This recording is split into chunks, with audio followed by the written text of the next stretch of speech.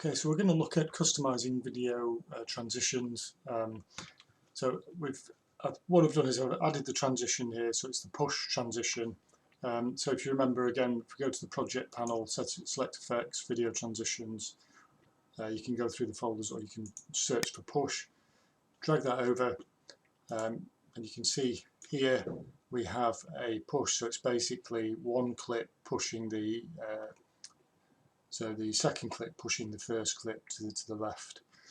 You can see it here if you look up top left in the source panel and click on effect controls. Make sure you've selected the transition itself, and then if you go to effect controls you'll see that that's visible there. And you can see the first clip represents as A, second as B. What we could do if we wanted, one option would be if we click on this left arrow here, sorry, the left arrow here, that switches, so we actually go, rather than going from left to right, we go from right to left. So you'll see now that the clip comes in from the left, the second clip, rather than coming in from the right.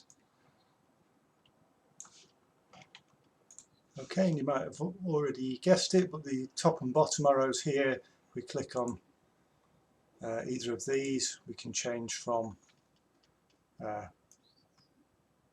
the first clip being pushed up from bottom to top, or from top to bottom. Okay. And you'll see below that we might want to add a border between the two clips, so we can control the width of the border here, so we'll just increase that value. The colour of the border, so I'm going to change from black to white, and then you'll see that we now have a white, very thin white border. If I increase that value, oops,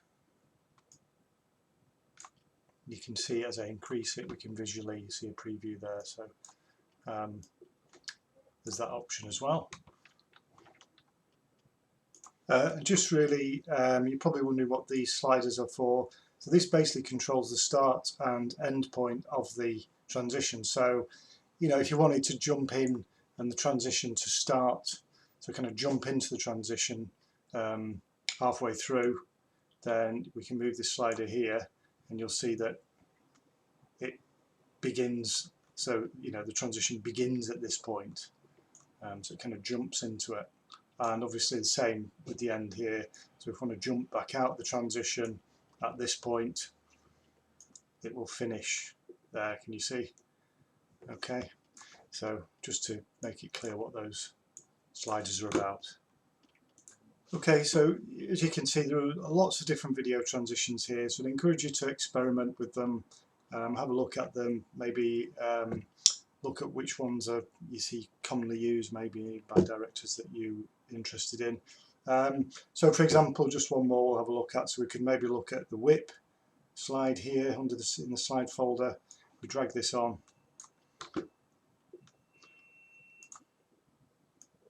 Okay, and you will see that it's a kind of a slightly